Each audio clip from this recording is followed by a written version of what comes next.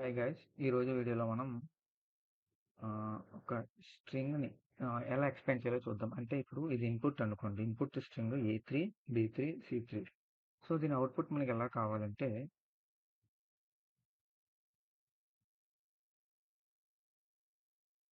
A3 అంటే ఏంటి? A 3 times print అవ్వాలి. A B 3 కాబట్టి B 3 times B C 3 times C.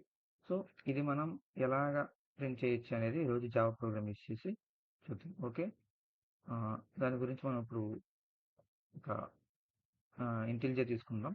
ఇంటెలిజేలో ఒక క్లాస్ క్రియేట్ చేద్దాం. New Java class.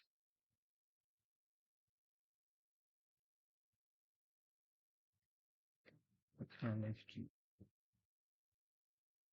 ఒక మెయిన్ మ్యాచ్ తీసుకుందాం. ఇప్పుడు ఇన్పుట్ స్ట్రింగ్ తీసుకుందాం. String str is equal to A3 B3 C3.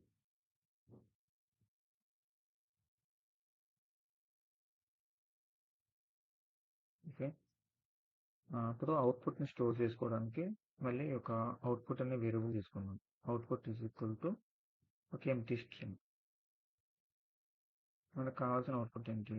AUA BBB CCC ఇది కానీ మనకు కావాలి. ఓకే, ఇప్పుడు ఈచ్ అండ్ ఎవ్రీ క్యారెక్టర్ ని మనం ఫెచ్ చేయాలి కాబట్టి, ఎందుకంటే ఇక్కడ A అనేది 3 టైమ్స్ ప్రింట్ చేయాలి, B అనేది 3 టైమ్స్ ప్రింట్ చేయాలి, C అనేది 3 టైమ్స్ ప్రింట్ చేయాలి. సో అందుకోసం మనం ఒక ఫర్ లూప్ తీసుకుందాం.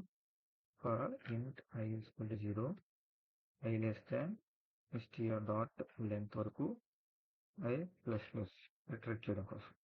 ఇప్పుడు ఈ స్ట్రింగ్ లో ఉన్న ఫస్ట్ ఏ క్యారెక్టర్ ని తీసుకురావాలి బయటికి. సో దాని గురించి మనకి ఒక మెథడ్ ఉంది, str డాట్ క్యారెట్ మెథడ్. ఈ మెథడ్ ఏం చేస్తుందంటే మనం ఇండెక్స్ పాస్ చేస్తే ఇండెక్స్ ఉన్న క్యారెక్టర్ రిటర్న్ చేస్తుంది. ఫస్ట్ I అనేది 0 కాబట్టి 0th పొజిషన్ లో ఉన్నది A. సో ఆ A ని మనకి రిటర్న్ తీసుకొని ఒక క్యార్ వేరియబుల్ CH అనే దాంట్లో స్టోర్ చేసుకుంటాం. ఇప్పుడు ఈ ఫస్ట్ ఇటరేషన్ ఏమవుతుందంటే A అనేది దీంట్లో స్టోర్ అవుతుంది. ఇప్పుడు ఒక ఇఫ్ కండిషన్ పెట్టుకుని క్యారెక్టర్ అనే ఒక క్లాస్ ఉంటుంది. క్యారెక్టర్ డాట్ ఈస్ లెటర్ అని ఒక మెథడ్ ఉంటుంది. ఈ మెథడ్ ఏం చేసిందంటే ఒక క్యారెక్టర్ ని యాక్సెప్ట్ చేస్తుంది. అది రిటర్న్ చేసే వాల్యూ బులియన్ అనమాట. మనం పాస్ చేసేది కనుక క్యారెక్టర్ అయితే ట్రూ రిటర్న్ చేస్తుంది, లేదు అనుకుంటే ఫాల్స్ రిటర్న్ చేస్తుంది. ఇప్పుడు దీంట్లోకి మనం ఏదైతే క్యారెక్టర్ ని ఫెచ్ చేసామో ఆ ఫెచ్ చేసిన క్యారెక్టర్ దీనికి పాస్ చేద్దాం. ఏమవుతుంది? ఇప్పుడు కండిషన్ ట్రూ అయ్యి లోపలికి వెళ్తుంది. ఇప్పుడు మనకి ఏని 3 టైమ్స్ ప్రింట్ చేయాలి. అంటే 3 అనేది మనకి ఎలా తెలుస్తుంది 3 టైమ్స్ ప్రింట్ చేయాలని? ఏ పక్కన 3 ఉంది కాబట్టి. అదే ఇప్పుడు పక్కన 4 ఉంటే 4 టైమ్స్, 5 ఉంటే 5 టైమ్స్. సో మనకి ఈ పక్కన ఉన్నది మనకి ఈ ఇంటీజర్ వాల్యూ కావాలి. సో దాని ప్రకారం మనం ఎన్నిసార్లు దాని ముందున్న క్యారెక్టర్ ని ప్రింట్ చేయాలో తెలుస్తుంది. సో దానికి మనకి ఒకటి ఉంది. దానికి ఇప్పుడు మళ్ళీ సేమ్ క్యారెక్టర్ క్లాస్ తీసుకొని దీంట్లో ఒక మెథడ్ ఉంది, డాట్ గెట్ న్యూమరిక్ వాల్యూ. ఈ మెథడ్ ఏం చేస్తుందంటే క్యారెక్టర్ ని పారామీటర్ గా యాక్సెప్ట్ చేస్తుంది. ఇది రిటర్న్ చేసేది ఇంటూ.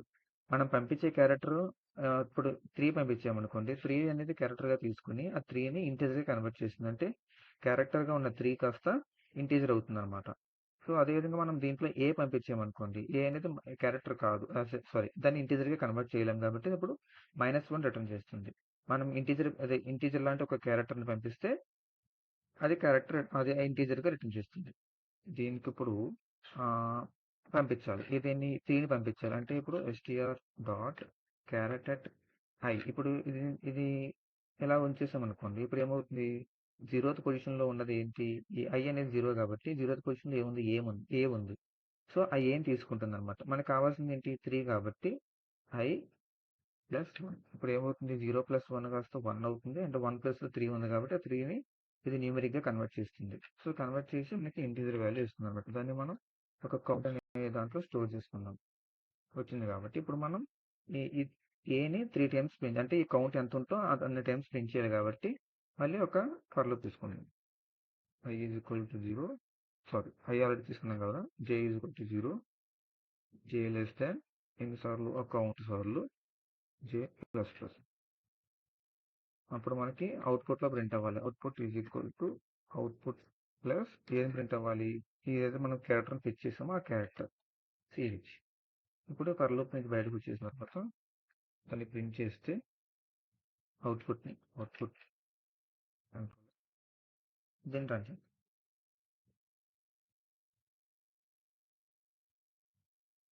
చూసారా? AAA BBB CCC. ఇప్పుడు దీన్ని మోడిఫికేషన్ చేద్దాం. ఏని 4 టైమ్స్, బిని 5 టైమ్స్, సిని 6 టైమ్స్గా పెడదాం. మళ్ళీ రన్ చేస్తే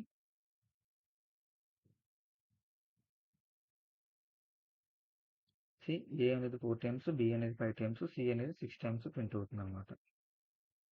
ఓకేనా? ఓకే. అండ్ ఇప్పుడు మీకు దీన్ని ఇది ఎలా వర్క్ అవుతుందో మీకు చూపించాలంటే దీన్ని డీబగ్ చేసి చూద్దాం. ఇక్కడ డీబగ్ పాయింట్ పెట్టుకుని డీబగ్. సో ఇనిషియల్గా A4, B5, C6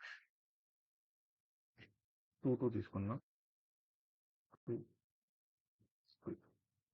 మళ్ళీ ఒకసారి రన్ చేద్దాం.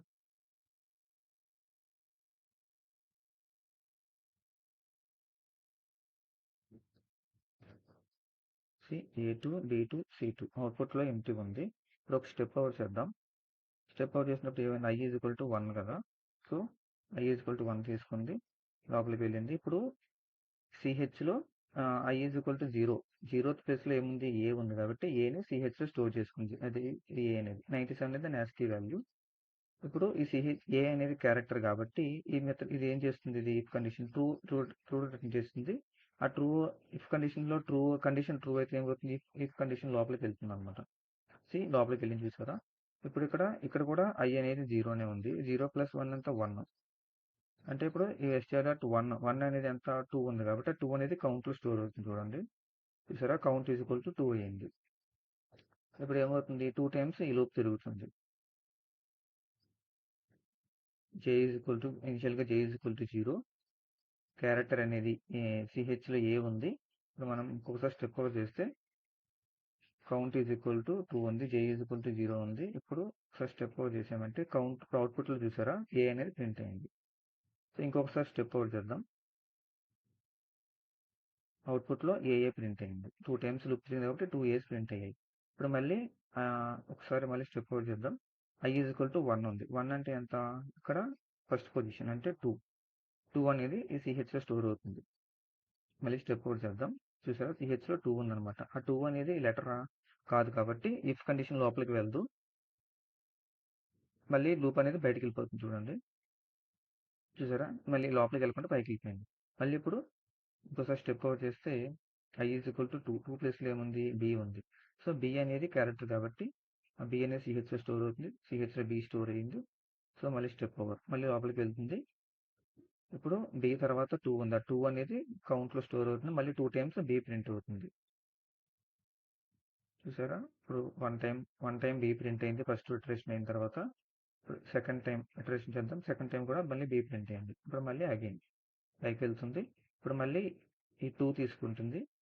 ఆ 2 అనేది క్యారెక్టర్ కాదు, సారీ లెటర్ కాదు. సో మళ్ళీ అగైన్ పైకి వెళ్ళిపోతుంది. మళ్ళీ సి తీసుకుంటుంది. సి అనేది లెటర్ కాబట్టి లోపలికి వెళ్తుంది. ఆ పక్కన సి పక్కన ఉన్న 2 తీసుకుంటుంది. మళ్ళీ సిని 2 టైమ్స్ ప్రింట్ చేస్తుంది.